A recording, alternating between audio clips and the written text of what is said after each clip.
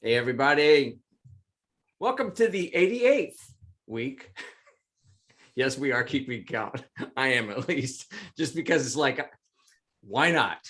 So yes, and I'm wearing the thankful t-shirt because next week is Thanksgiving and we're taking a hiatus. Spend time with your family. And I just asked Jack if he was going to broadcast from his Thanksgiving table, and he said that was a negatory. Good buddy. So that's a good move. So we got plenty of stuff to talk about, man. Oh man, all kinds of stuff. And I think we got some good news on the North Carolina front. Finally, about 3 months too late, 4 months too late, but better late than never. So Adam, why don't we just tee you off first, and then anybody, you guys know the drill. Use the Q&A for questions. You can hit us up on the chat if you want to harass us. That's fine too. And welcome. Sure. Well, thank you, Gary. I appreciate it. It's a nice t-shirt. So North Carolina finally passed the budget. Woohoo! Our elected representatives finally did the job that they should have done 5 months ago. I'm going to let silence speak for itself right there. We'll just give thanks. Yeah, they finally got around to making sure that PPP expenses are deductible. Now, governor's still got to sign it. I don't think he's still signed the budget yet, but he said that he was going to.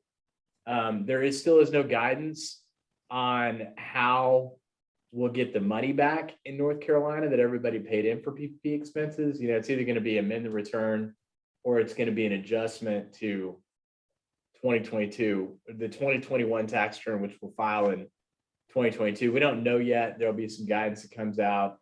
It is kind of, it is laughable that they waited this long, to finally get it done, but it is nice that it's actually done. That's the one front. Second front is, just a reminder, infrastructure bill signed, passed into law, that really has no impact for our client base, other than if you were taking the employer retention tax credit and you're an already established business. The credit expired for Q3 as of the end of Q3, did not go into Q4.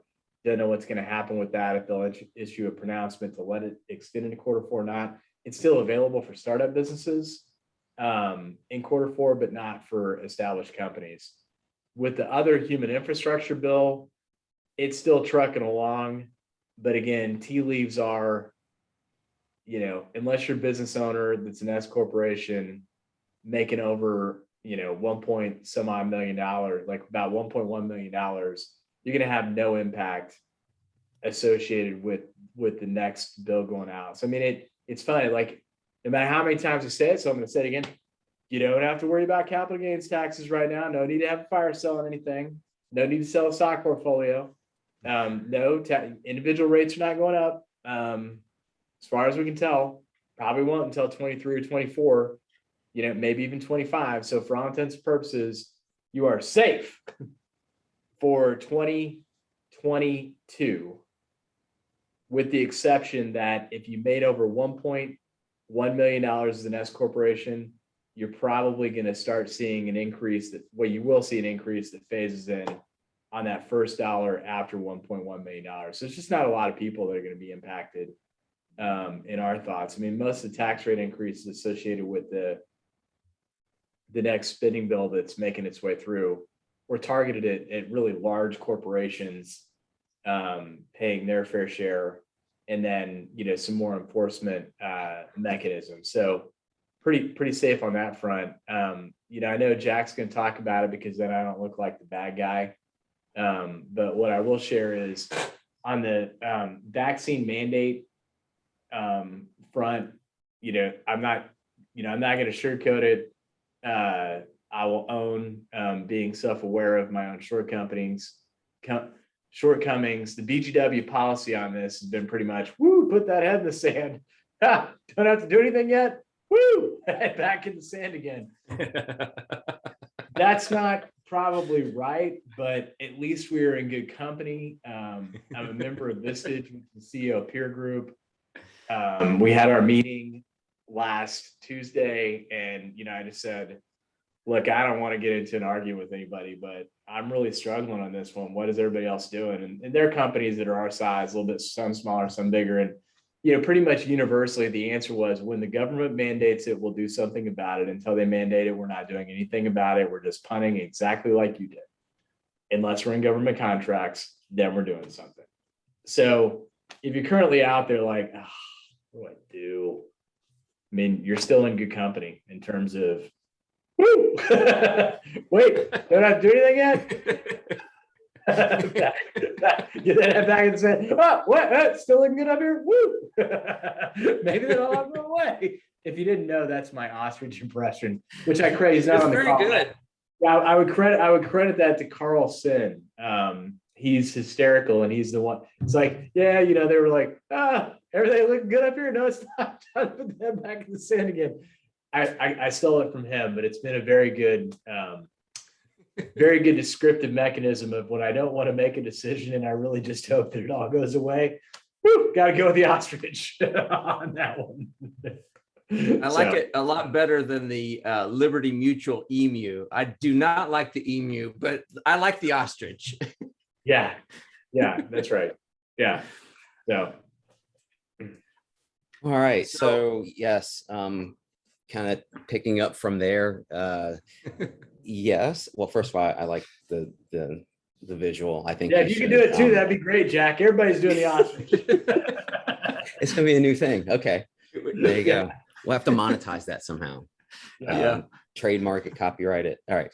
So as you said, so it's interesting. So I want to make sure that people, kind of have it's two buckets really should be in your minds, which is what is the government doing to force businesses to do something versus what is your employer or you as an employer are doing to begin with. And so those are, they are interlaced, but they're separate. So, and if you listen to kind of what's going on with this, it's okay, well, the government isn't forcing this. However, if you work for a company, if you're an employee, you're like, okay, my employee doesn't have to do it. But if you're an employee of a company that is doing something, then you still have to do it or face potential consequences, which is maybe get fired. And so, it is relief for employers that, as Adam said, are like, well, what should I do? Keep looking and keep looking. Yeah, I'm addicted now. And so here's a couple of things. Here's what really went down, okay, over the past couple of days, which is, so you have this mandate out there. You have the White House saying, hey, OSHA, one of our regulatory bodies, we want you to go out and push out this mandate and enforce this mandate starting at the beginning of the year. Then there were challenges to that, and it ended up in a federal court, in a circuit court, and then an appeals court. And the appeals court said, whoa, put the brakes on. We need to consider this. And so actually, I think it was a district court. So then it went up to the appeals court. And I love this, okay, so this is how the selection of assigning it to the appeals court in Cincinnati came down, which is a court clerk for the U.S. Judicial Panel on Multi-District Litigation randomly selected the Court of Appeals for the Sixth Circuit by drawing from a drum containing entries for the 12 regional courts of appeal, each of which has at least one related case pending. So basically they put straws in a hat and pick one, and that's whoever got it. And, which is kind of interesting, I guess, from a commentary perspective as to, justice is blind, and let's just, okay, it truly affects the country. So let's pick at random where it's going to end up. And so that's where it ended up. The Fifth Circuit that looked at this originally and came down, their reasoning was, and they said in their opinion, Congress did not intend to authorize a workplace safety administration in the deep recesses of the federal bureaucracy to make sweeping pronouncements on matters of public health affecting every member of society in the profoundest of ways. Then there is the issue of how do they, meaning OSHA and the government, President Biden, think that he has the authority to do this. And the mandate in OSHA is, it says, has the standard of grave danger that necessitates immediate action. The difficulty in saying, well, it's grave danger is that, okay, well, it's grave danger for employees who are employed with 99 other people. But if you don't have 99 other people, then you're not in grave danger. So it's kind of, from that perspective, it's an unjustifiable position. So there's some people that are saying, well, the president knew all along that this wasn't going to go anywhere. So basically he put this all in motion to try to get people to say, oh, I got to do something, right? And so Adam missed that one. So I'll go doing that. And so got a TikTok thing going on here. Yeah. Huh? And so that was, some people are saying that was the hopes and that was going on. That's a lot of running the engine and spending a lot of money to just kind of nudge employers to voluntarily do something in their employment ranks. So I think that's really it. I kind of covered the kind of topical stuff of what's happened and the standards and things like that. So really it is, keep in mind, and as far as giving you an update on what's going on in the court system, it really hasn't come to the forefront on mandatory imposition of vaccine mandates in the employment context. So in other words, employer says, get shot up or you don't come to work. And so that really has not been litigated. And as we've talked about many times in past webinars, that whether you get it or not, whether you're forced to get it, whether you're not forced to get it, it's full of litigation. I mean, I would dare say that my litigators and others in other law firms are probably pretty excited about what is going to happen in the next couple months, couple years with litigating these kind of things. And it's not just from whether I should or shouldn't. It's, oh, I got sick 18 months later because of that. And you employer forced me. So not only am I going to sue the manufacturer, I'm going to sue my medical practitioner, I'm going to sue you, employer, for forcing me to do that. So it's just a whole mess of litigation that is likely going to come our way in the next 2 years or longer. So that's, I can see why the litigators would be all excited about it. And I can also understand why, as business owners, we just dread another thing to have hung around our neck. It's like, dang. But hey, it's the world that we live in, right? We live in a litigious society. But that's why we like having you on here, because you're not a litigator. That's right. Although I do start some fights. I send out some nasty demand letters and cease and desist letters. And then when they don't comply, then I kick it upstairs to the litigator. So yeah. So you're the kindling.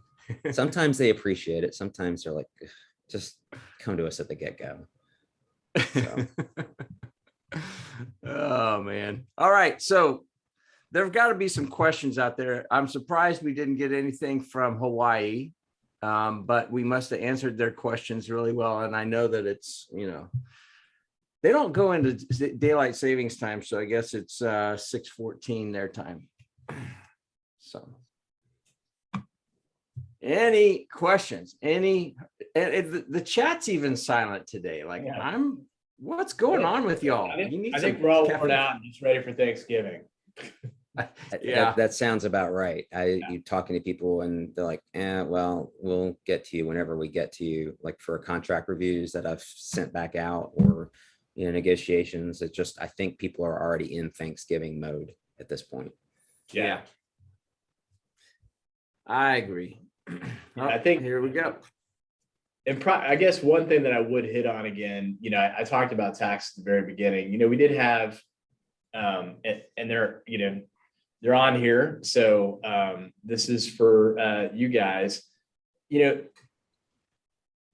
you're also asking the BGW opinion on, do we ever believe tax rates will go up? I mean, the answer to that is yes. I mean, they have to. I mean, or we need to radically cut government spending, which is probably not going to happen. I mean, I kind of think about tax rates in revenue that the government receives, very much like I think of climate change, that, eventually you got to do something. Like, this only goes so far. Eventually the debt that we have as a country is not sustainable, and we're probably not going to grow our way out of it. So, eventually tax rates have to go up. I think, in terms of kind of a preview of what you can expect, I think what was in the original Senate bill that, passed the Senate, that went over the House and then got cut down, probably a pretty good preview in terms of what'll happen. And just, kind of a quick recap on that is it basically rolls back the tax changes from the Tax Cuts and Jobs Act, which basically means, if you're an S corporation or partnership between a couple different things, probably your tax rate's going to go up about 8 or 9%. If you're a C corporation, probably your tax rate's going to go up about 5%. And if you are selling your business, probably tax rate's going to go up by 5%. That would be new. That wasn't part of the Tax Cuts and Jobs Act. That'd be something new. If you are, if you have a taxable estate, estate tax limitation is going to go down. And just a reminder of everything that I just said, with the exception of the C corporation rate reduction and the capital gains tax, all that other stuff all expires at the end of 2025 anyway. So at the end of 2025, barring no action by Congress, meaning like, hey, we're just going to be quiet, let it go away, the Tax Cuts and Jobs Act expires. So estate tax will go back down. Tax rates will go up. So when we, I don't want anybody to get the impression that we're advocating, tax rates will never go up, you're going to be fine. No, I mean, we believe they're going up. What we are saying is that you are safe. So no reason to execute a different strategy for 2022, probably 2023. And that's just based on the reading of the tea leaves, that it's highly unlikely that the Democrats are going to go out there and rush to change after what happened already, that they're going to go out there to rush and change tax rates more than they're already doing as part of this pending legislation, which only affects S corporation owners that made over $1.1 million. So, and that's in 2022, not even 2021. So I just don't think it's very likely we're going to see that much of a change in the next couple of years. Not to say that it's not going to change and you shouldn't be planning and preparing. I just don't see a likelihood that it's going to change. So what does that mean from a guidance perspective? I'm doing a very good job of spelling, right, Jack? Yes, yeah. What that means from a guidance perspective is that, if you had the opportunity to pay, if you had the opportunity to recognize, $100,000 in income today, and that was going to cost you 30 grand in taxes. Whereas if you waited 3 or 4 years, that same $100,000 was going to cost you $40,000 in taxes. As long as by taking that tax savings, you invest it, generate a return, it makes money, and it outpaces the difference in the tax rate, you're in the money. If it's just sitting under your mattress, you're a bozo. You probably should just pay the taxes when they're at a low rate. So that's generally what our guidance has been around deferring until there's a tax rate change, is that, look, the reason for the deferral is that you can make money on the money that you're not paying in versus giving it to the government. If you're otherwise just keeping it in cash or not doing anything with it, that's silly. Tirade done. You guys want to get into this? This is, you need to channel your Karnak, get the headdress on here real quickly. And I think, I don't know, Robert. I mean, I think you're at like 90%. I mean, my own feeling is at 90%, because, if you think about it, it's like I think I mentioned this on our last webinar. The question was, what are the odds that the Build Back Better bill is going to pass? I read all the wonky tax stuff, and the Tax Foundation, which is a conservative tax blog, even it scored it as almost neutral. So I think they're going to look at this and say, you know what? Tax rate increases on companies that should have been paying their fair share anyway, and S corporations closing the loophole on people that made over $1.1 million that we all agree is a loophole and probably should have been shut long ago, but we'll gladly exploit it while it still exists. We're shutting that baby down. That's the only impact. But by the way, you also get to deduct state and local taxes. Like nobody's, you can run against me on that all day long if I'm a Democrat. So in exchange for, yeah, but we lifted up the poor people and we did this and you got free childcare and, it's all paid for. Well, who paid for it? Nike, Salesforce, in our own backyard, Duke Energy, John Kerry, John Edwards, people that have exploited S corporations for years, knowing it was a loophole that needed to be shut. That's who paid for it. Oh, by the way, we also put in a little enforcement to go get some tax cheats. Oh, that just doesn't sound like a bad running position, frankly, relatively speaking. Because you can't, it's hard to argue against that.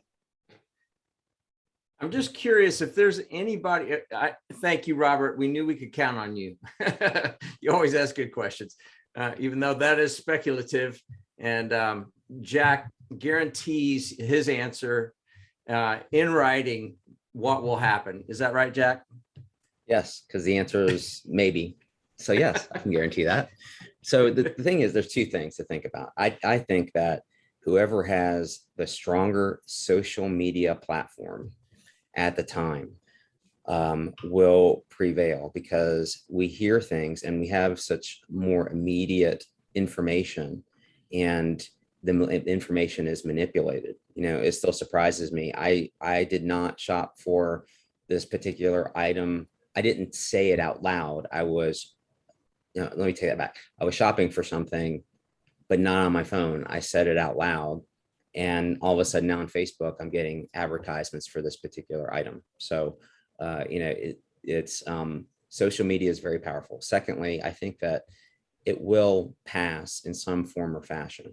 And what you've seen over the course of time is, recent time, is they throw this much into the pot, and then some of it gets burned off, some of it gets pulled out, some of it gets, and then it's like, okay, we'll pull this out and then we'll put this one in. And then so it's this big Rubik's cube of stuff that goes into this. And then eventually you end up somewhere where there's enough pressure by citizens in general. It's like, okay, get something across the finish line. And so, and it goes back to what I said maybe last week or a couple of weeks ago, which is, let's put a taste of something in there.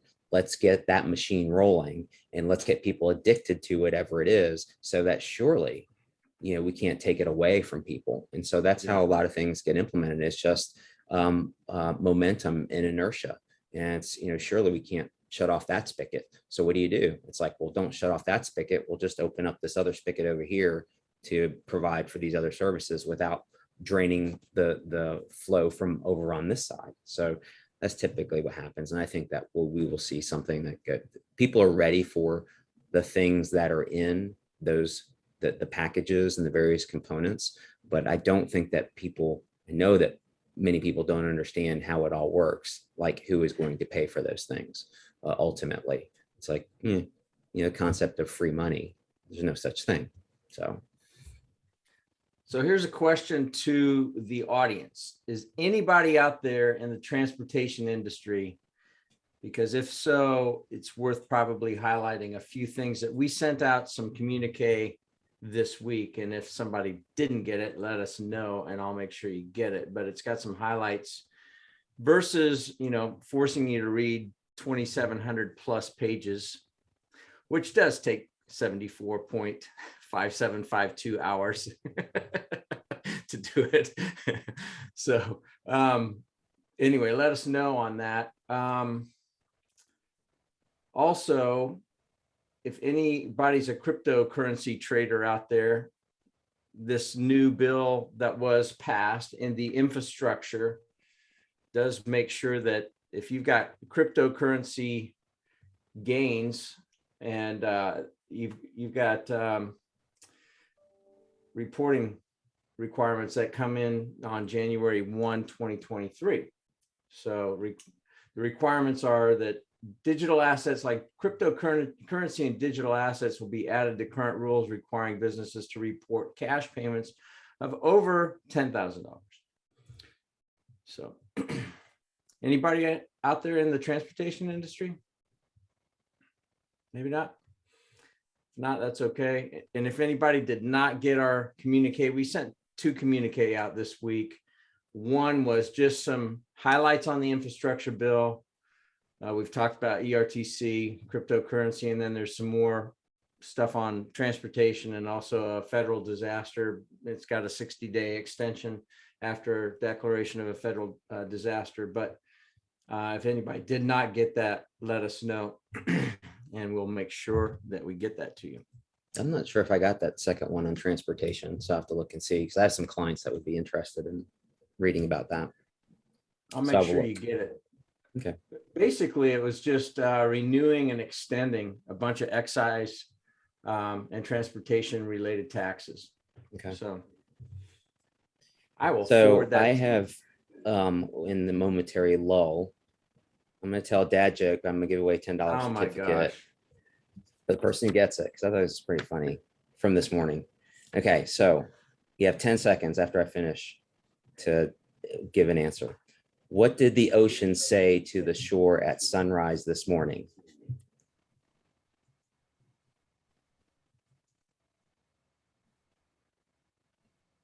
Nothing. Oh, wait a minute. Did someone answer? Somebody answered. Let's see. Oh, I like that one. Oh, that is pretty good. That is good. CJ.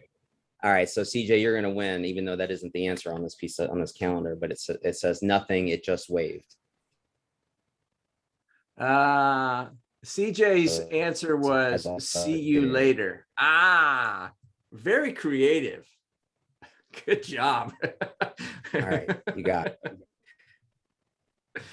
All right, Very and good. then in a public service announcement, you are involved in deposition or any other proceeding in a court that's on the Zoom. Please do not pull out your field carry permit and show the judge the demonstration as to what you had to do in order to protect yourself as you felt threatened. Because now that individual is potentially going to be sanctioned for communicating threats in a hearing via Zoom. So just be aware, keep your guns off screen, despite how upset you may be. I don't know if it was my internet connection or yours, but the first part of it, you sounded like Stephen Hawking. And I could not understand anything you said. Well, that's a bummer. Okay. Was it just me or was it his? I didn't hear him either. So that was okay. Repeat it. Something about guns. Jack. He froze. I think he's got some internet stability issues. But what I heard on the last part was, if you got guns, don't wave them around on social media. That's right. Is that what you heard? Yep, that's what I heard.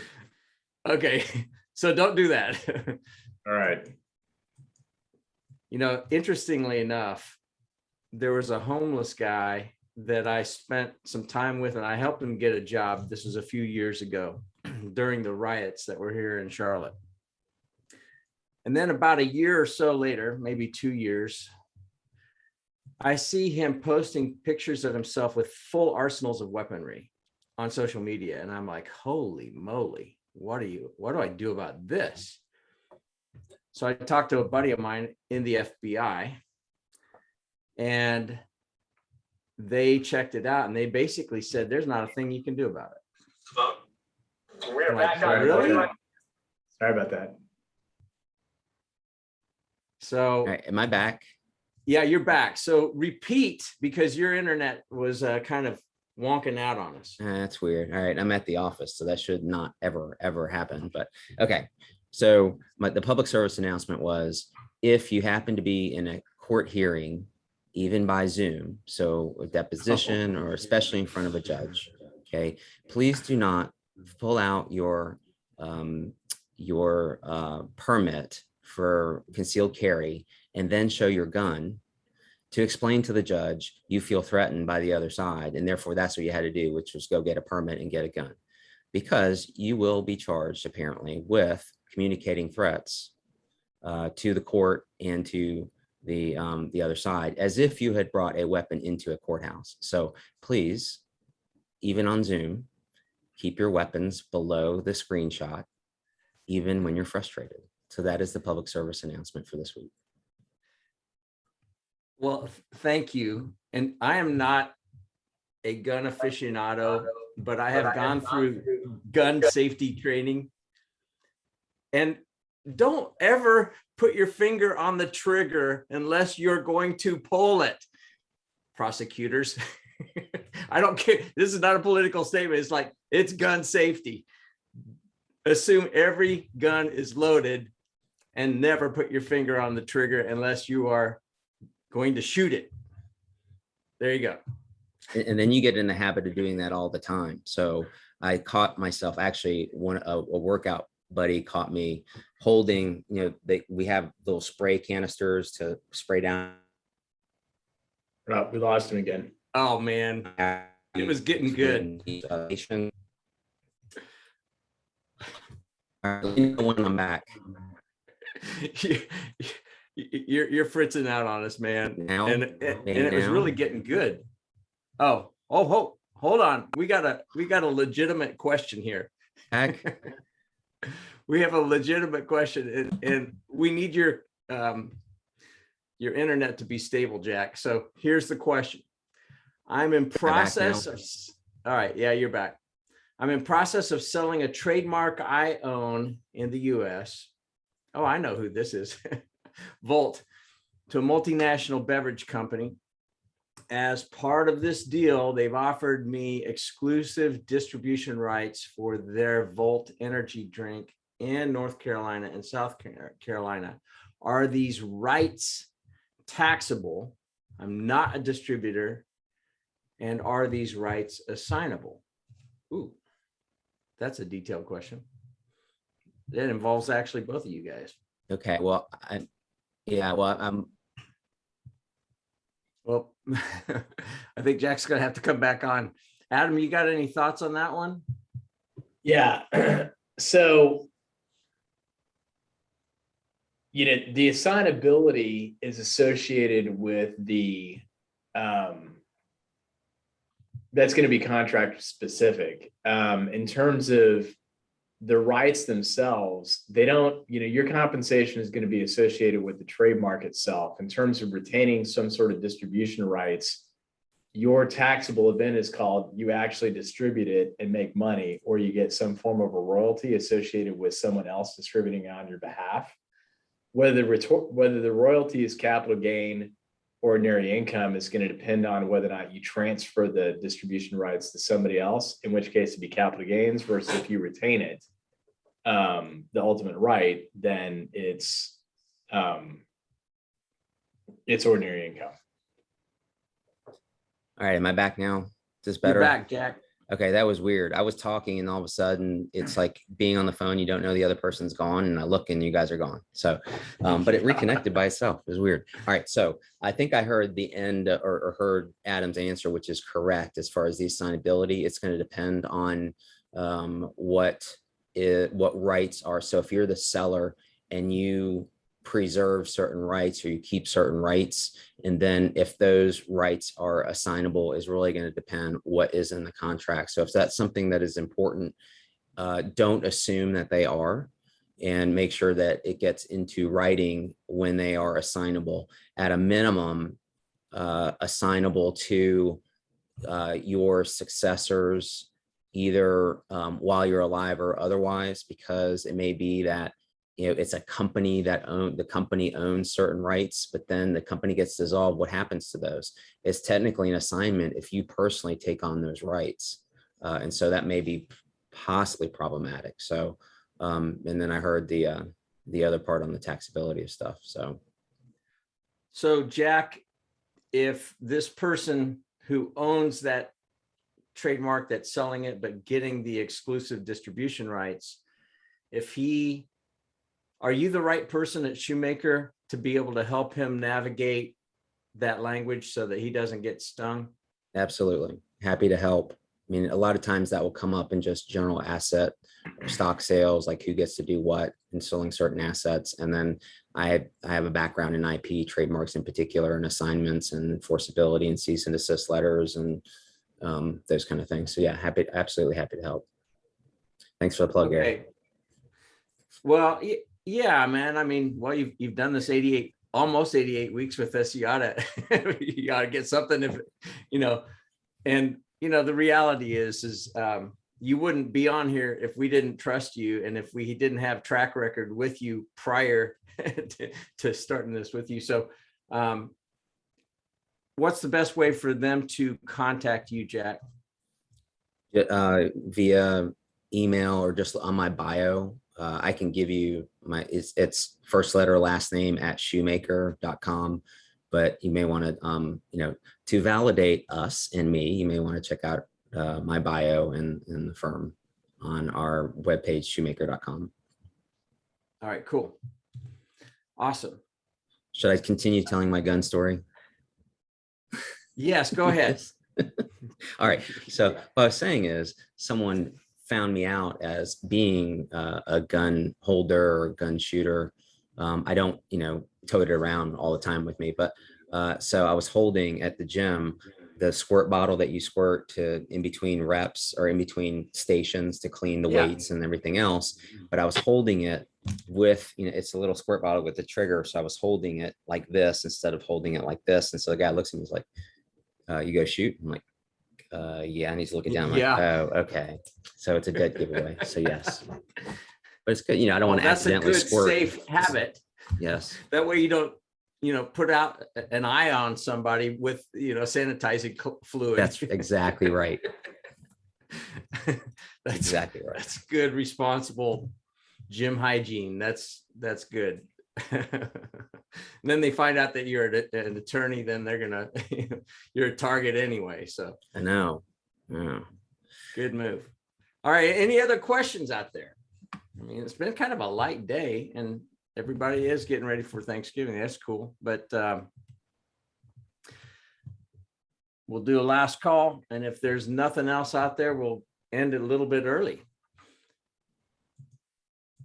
We got dad jokes. Your invitation, as we go into the new year of things that people want to hear about. I mean, the three of us kind of assume that, whatever's kind of news of the day or news of the week or updates on the things that we talk about. But if there are certain things that are on your mind, it's likely they're on the minds of others too. So we're more than happy to dive into those kind of things. Yeah. And if you have suggestions out there, hit us up, go ahead and email me, and I'll make sure that Jack and Adam know about it as we're contemplating week to week, especially if we get into, there's not a whole lot of news on the front, but if you're running a business and you got questions with whatever, this is a great forum.